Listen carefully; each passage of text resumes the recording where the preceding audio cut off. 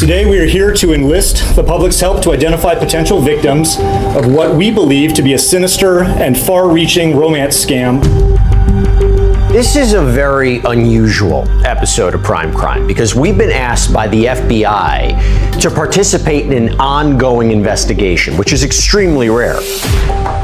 But this case is so extraordinary that they're asking for your help to bring this alleged perpetrator to justice.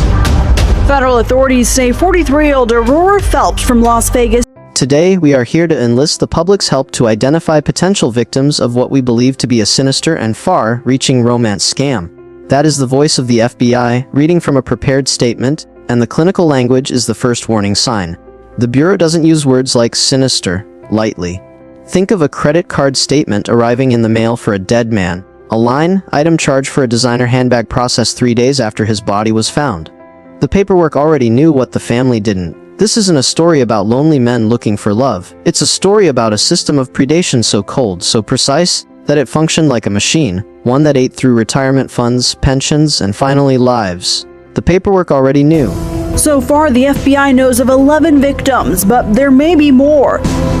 She is truly a predator without comparison. Federal authorities say 43-year-old Aurora Phelps from Las Vegas didn't just defraud her victims. She is, according to the FBI, truly a predator without comparison. That is a direct quote from the investigative file. Not a predator of opportunity, but a creature of method who allegedly drugged older men with dangerous amounts of sedatives and then stole whatever she could. An investigation. We were still hopeful that he was going to come back at that point. In talking to Mike Weens, agents find a clue in something that John himself had told his family. He said he was sick and tired of being lonely, and then he wanted to find someone. I think he was having a little bit of a hard time with dating, and we were kind of concerned that he was using the... The case opened quietly as a missing persons report. An elderly engineer named John Weens had vanished from his home in Las Vegas. His door was found cracked open, his dog left barking inside. He would never leave his dog overnight. His son Mike arrived to find a stack of old driver's licenses on the desk and a laptop humming with fraudulent charges. Dear, luxury goods, items a retired engineer would never buy. The transactions were not the random debris of identity theft, they were a signature. He was excited about it, the family said. And so he met Aurora at a local restaurant. So far, all John Weens had told his family he was tired of being lonely. He had a date with a woman he met on a dating application. He was excited. That is the last piece of normal human context before the file turns dark. As influencing became a thing, I could see on social media, she had some accounts where she would do unboxing videos with high-end merchandise, where she would unbox, for example, a purse, a high-end purse, and show it off. And I believe she liked that feeling, not only of, hey, look what I have, look at this beautiful item, this expensive item I have, but also that spotlight of feeling important. I think she felt like a superstar. At that moment, she's on top of the world. She's getting attention from people. She's on social media. She's showing us these expensive gifts that she's bought herself. That's like winning the lottery. And maybe that explains those. The woman was Aurora Phelps. To understand her, you have to look past the mugshot and look at the algorithm. She built a social media brand under the name Barias, posting unboxing videos of high-end purses. She craved the spotlight. She craved the feeling of being on top of the world. But the funding for that world, according to federal affidavits, came directly from the credit cards of men she allegedly sedated. The unboxing videos are not a side note, they are the motive. She wasn't hiding the luxury goods in a closet. She was displaying them to a digital audience while the victims lay unconscious. This quaint, historic town in Arkansas seems to be where Aurora's alleged criminal activities began. Her first reported victim was her very own first husband, Alejandro Alvarez. They had gotten divorced, and when he was granted custody of their 3 children, she apparently made a false... The FBI's investigation into Aurora Phelps moved backward in time, like a forensic audit. It began long before Las Vegas. It began in Arkansas with a weapon that wasn't a pill, but a pen. Her first reported victim was her own first husband. When he gained custody of their children, she allegedly made a false abuse claim against him. Viciously coaching her brother Abraham down in Mexico on how to spoof a phone call, make it seem as if it was coming from Alejandro's phone, threatening her, and coaching him on how to send threatening text messages. I can only hypothesize that she just wanted some revenge on her husband. According to federal investigators, she coached her brother in Mexico on how to spoof a phone call, making a death threat appear as if it was coming from her ex-husband's phone. When the police realized the claim was fabricated, they issued a warrant for Aurora's arrest. She skipped town. This is the prologue, the manipulation of the legal system to destroy a man who stood in her way. Developed this alleged MO of preying on people for their money. Only this time, it wasn't a man she targeted. She started in Arkansas with a female friend. They had been friends for about 3 years leading up to that incident. I think it was just an opportunity that could be set up quickly to be able to gain some funds. She had met that lady in a hotel room and potentially drugged her. We learned she had actually drugged her own friend in order to take her identity and steal some of her money. The lady woke up from being unconscious alone in the hotel room to find her wallet. She resurfaced in Arkansas years later and tested a new method. She met a female friend in a hotel room and allegedly drugged her. The woman woke up alone, her wallet gone, fraudulent charges already ringing up on her cards. This was the beta test for the killing machine. The dating world and, using romance scams, if you will, to lure in gentlemen that have a lot more money than her former friend did. I think that's when she realized, okay, there's a lot more to this, and there's a lot more that I can gain by looking after victims like this. Well, she got smarter about how to commit these crimes, how to get more and more money with each scam that she... Investigators believe she realized there were bigger fish to lure. She moved into the dating world, specifically targeting older, single gentlemen with solid savings, pensions, and social security. She found the piggy bank. And that is where the FBI file shifts from fraud into a potential serial homicide investigation.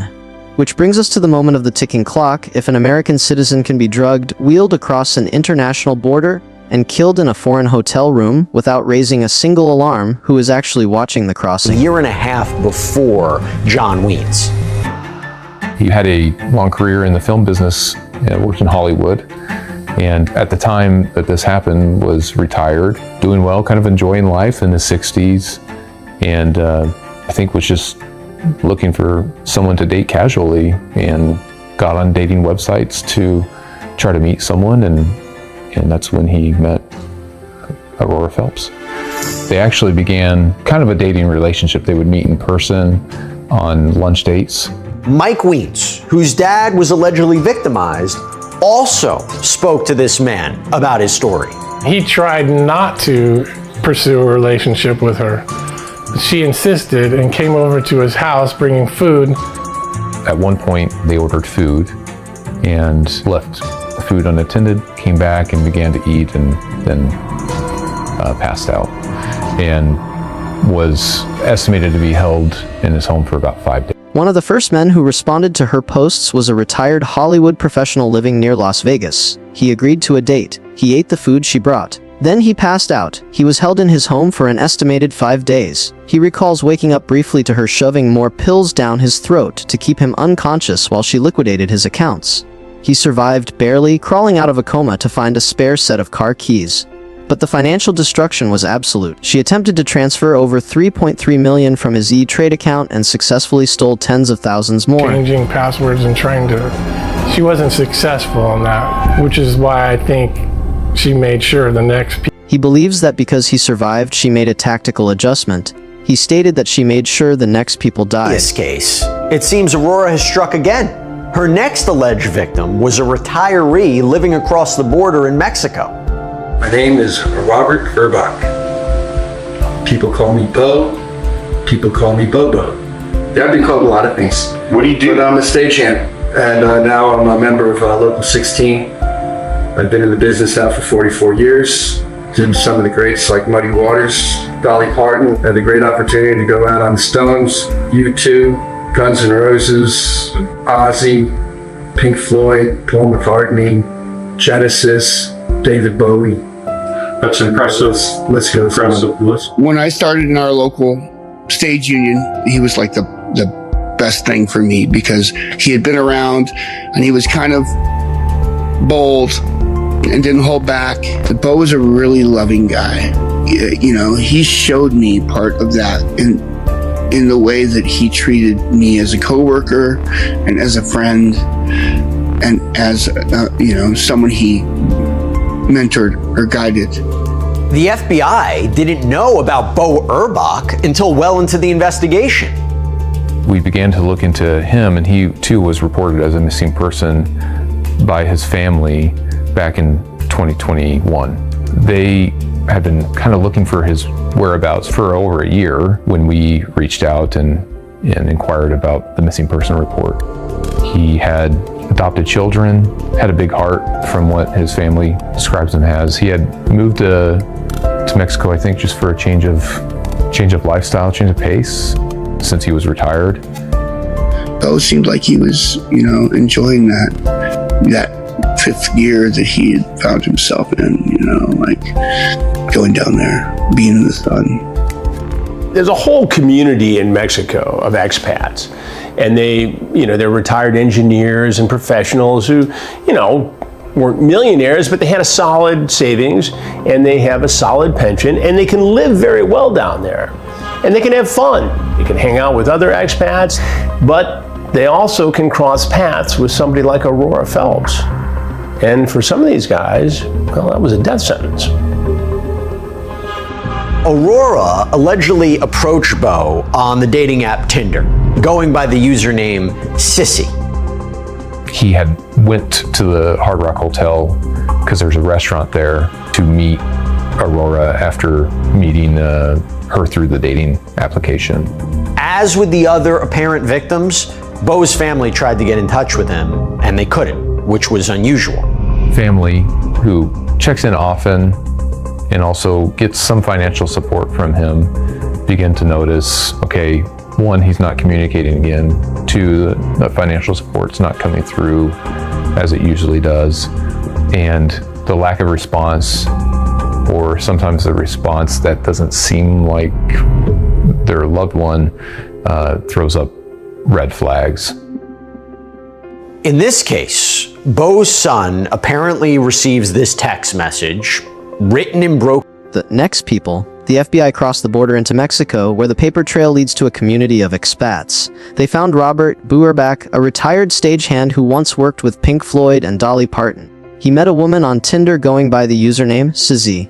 He went to meet her at the Hard Rock Hotel. He vanished. His family received a text message, written in broken English, claiming Bo was moving to Ecuador and to stop looking for him. The grammar was a forensic clue. Bo was an articulate native English speaker. The text was a fraud. His pension was being redirected. California, but he lived in Mexico. So there's really nothing that those local authorities could do with that missing persons report.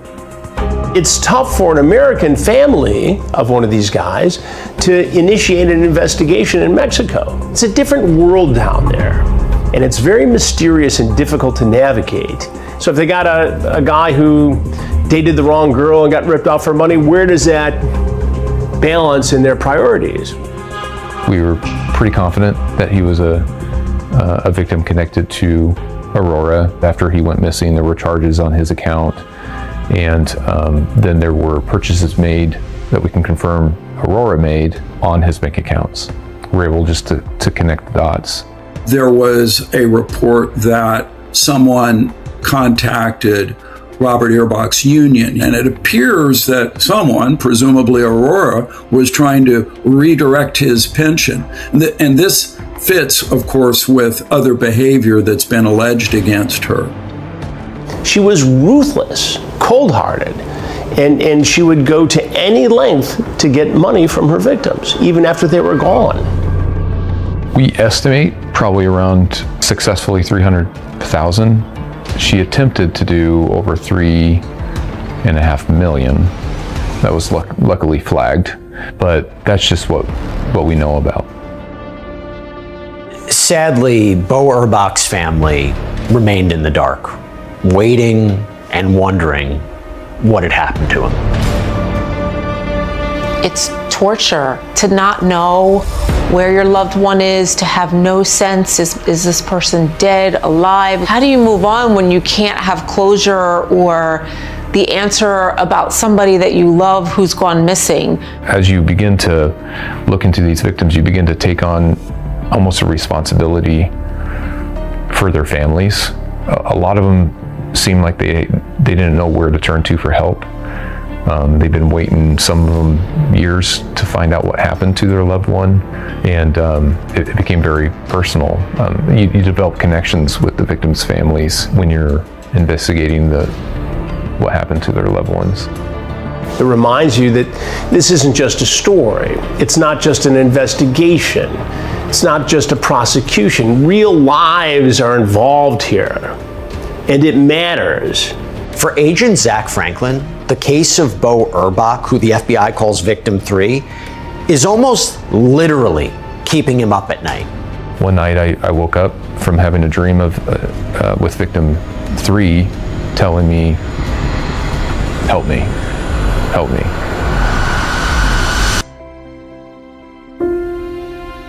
I think everyone wrote off, well, we'll never find Victim 3's body, ever. And I guess that helped me hold on to hope that, no, there's something more here. We need to keep digging. About a year and a half after the investigation started, we were able to locate his body in a morgue in Mexico. And it was incredible because Mexico doesn't hold on to all their bodies in a morgue all the time, and if this was a John Doe to them, and we were able to find his body and return it to the family. It was very emotional. For over a year, Bo was a ghost. An FBI agent on the case described waking up from a dream where the victim was telling him, "Help me, help me." Then, a break. They located his body in a morgue in Mexico, a John Doe file waiting to be closed. Aurora Phelps has already been tried and convicted in Mexico for the robbery connected to Bo Urbach's death. She is currently serving a 37-year and 6-month sentence there. The paperwork already knew where he was. It just took the living years to catch up. Aurora seems to find her next reported victim very quickly, and unsurprisingly, he fits the same mold. He was a U.S. citizen living down there. He's a chiropractor, and again, was on a dating application and met Aurora through that dating application, and they agreed to meet for a meal. Maybe she drugged him when they were out to eat, but somehow they returned back to his home. And while he was semi-conscious, she had free access to all of his documents and accounts. Almost immediately, as she comes to the door, starts going through drawers, almost like, well, he doesn't matter anymore. Of course, with him there, the keys are there and everything, so you can get in pretty easily. And then he goes off to who knows where as she begins to look through. The FBI has identified at least 11 victims, but the indictment unsealed in February 2025 focuses on a lethal pattern. The criminal complaint details a methodical sequence: meet on a dating app, introduce food or drink laced with prescription sedatives, and then systematically drain the sedated victim's brokerage accounts, credit cards, and social security. One chiropractor in Mexico was found submerged in a bathtub after a housekeeper caught a strange woman in the house. The woman simply claimed he was drunk and needed to be woken up. He wasn't dressed the way you would dress to go on a trip, okay? He was just in some old sweats, and he didn't have his glasses. When he got off the plane, the footage showed him in a wheelchair. The fact that he was in a wheelchair was huge, you know, that was not something that should have been happening. He was in such a state that he had to be wheelchaired off the plane. She did take him across the border in a wheelchair to the Tijuana airport through the tunnel that crosses the border. You look at it from an outsider's perspective, and you see, well, here's a female with an older gentleman crossing the border in a wheelchair. Like, maybe that doesn't seem that odd. I mean, if you look at the age range, not everybody's going to second guess what potentially looks like the daughter of a gentleman, you know, pushing her in a wheelchair. So it doesn't bring a whole lot of scrutiny from an onlooker to be like, okay, there's something there, I need to make a call. Apparently, the plan was for them to check into a hotel out in Mexico City. Prior to him checking into the hotel, he sounded very muted or disorientated. They know the hotel that they checked into. And that's where he passed away, at that hotel, and he was found in the bathtub. He had passed away within days. The final documented scene is the most damning piece of physical evidence.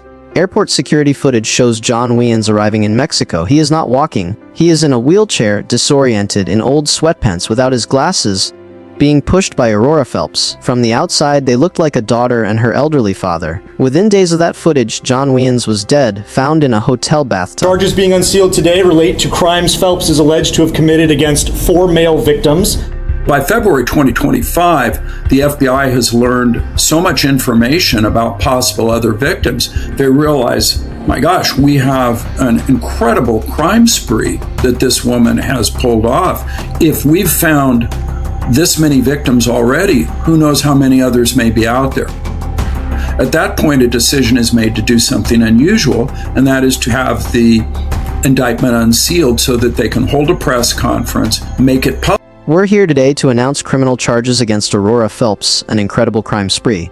The U.S. Attorney's Office unsealed a 21-count federal indictment. The charges include wire fraud, bank fraud, identity theft, and kidnapping resulting in death. If you read the charging document, you realize the scale of the silence that allowed this to happen. Fear of reporting it. Like, do I really want to tell my daughter, my grandchildren, that I went onto a dating website, and not only was I doing that, but I got scammed by somebody half my age, and there's an embarrassment that's associated with that, and that's one of our biggest concerns, especially with this case. There will be contact information for the FBI. The FBI believes the known victims are just the surface. There is a deep fear among investigators that many men never came forward because they were too embarrassed to tell their families they were scammed by someone half their age. The shame is the silence, and the silence is the predator's cover. It should be from about 2019 to 2022. Was there fraud on their bank accounts? Were there purchases that your loved one would have never made that are products that they would have never been interested in, like Dior and Chanel and other things? Some loved ones notice items being shipped to Las Vegas, even though they have no address in Las Vegas. Something that would be a red flag is, hey, my loved one had drugs in the system, but I know he doesn't do drugs. Or he was so drunk that he got in an accident. Well, he doesn't even drink. If you're seeing something strange and it's giving you that little spidey tingle, you should probably just make a call, make a report. The Bureau is asking you to look at the records. If you had a loved one who passed away or disappeared between 2019 and 2022, pull the bank statements. Look for charges that don't belong, deer, channel, high-end merchandise. Look for items shipped to Las Vegas that have no connection to the victim. Look for a loved one who didn't drink or use drugs, but was found with sedatives in their system. That spidey tingle, as agents call it, is your signal to act. The paperwork already knew. Contact us. I would say the Aurora Phelps case is definitely one of those stand out, for my whole career. And I think everybody that touched it, If you know anything about Aurora Phelps or this investigation, contact the FBI at 1-800-SCALE-FBI or submit a tip at tips.fbi.gov. Search for the Aurora Phelps Federal Indictment District of Nevada, read the affidavit, specifically the section on the financial transactions. Then ask yourself one question in the comments. If the credit card charges were so obvious, why was the death certificate the only document that stopped them?